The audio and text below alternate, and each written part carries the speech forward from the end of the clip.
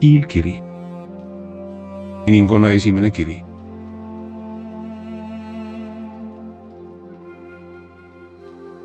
Kujuta ette maailma, kus puuduvad raamatud, vihikud ja isegi paberid pole veel leiutatud. Kõike, mida sa tead, tuleb meeles pidada.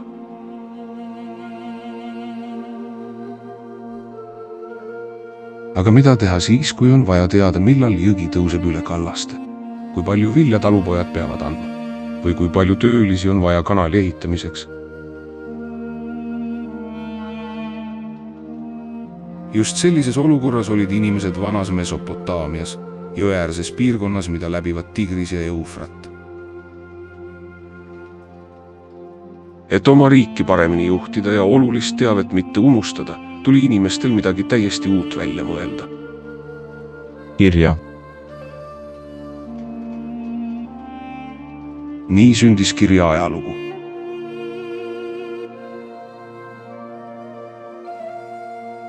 Alguses joonistasid mesopotaamlased savitahvlitele lihtsaid kujundeid. Kui keegi tahtis kirja panna, et tal on 10 lehma, joonistas ta lihtsalt 10 väikest lehma. Selline kirjutamisviis oli piltkiri. Iga märk tähistas seda, mida ta kujutas.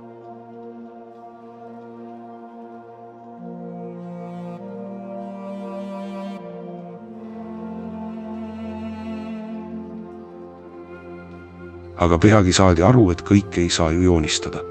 Kuidas kujutada näiteks töö või hea ilm?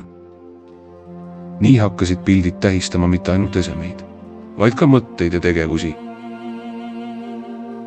Näiteks laineline joon, vesi, lained koos viljapeadega, põld, jalg, käimine või seismine. Nii sündis mõistekiri. Aja jooksul muutus kiri veelgi täpsemaks. Inimesed mõistsid, et ühe märgiga saab väljendada ka heli või silpi, mitte ainult sõna tähendust. Nii kujunes silpkiri, mille abil sai kirja panna terveid sõnu ja lauseid.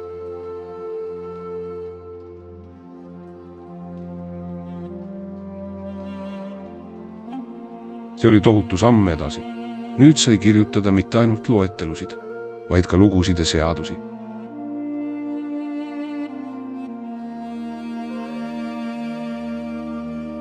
Kuidas kiilkirjaga kirjutati? Mesopotaamias polnud paberit ega sulgi. Selle asemel kasutati väikesi savist tahvleid. Kirjutamiseks võeti pilliroost pulgake, mille kolmnurkne ots suruti pehme savi sisse. Sellest jäid järele kiilukujulised jäljed ja nii saigi kiri nime kiilkiri. Iga märk koosnes mitmest väikesest kiilust, mis olid vajutatud eri suundades.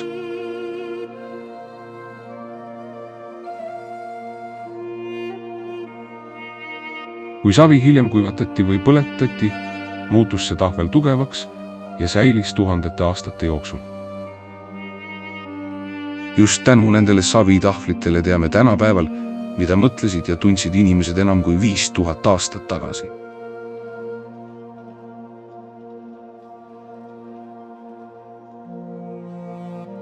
Kuigi kiilkiri sündis Mesopotaamias, hakkasid seda peagi kasutama ka teised rahvad Lähis-Idas. See oli omamoodi ühine keel, mille abil sai kirja panna seadusi, lepinguid, palveid ja isegi armastuskirju. Kokku on leitud sadu tuhandeid savitahvleid, justkui iidsed andmebaasid, mis räägivad meile tsivilisatsiooni sünnist.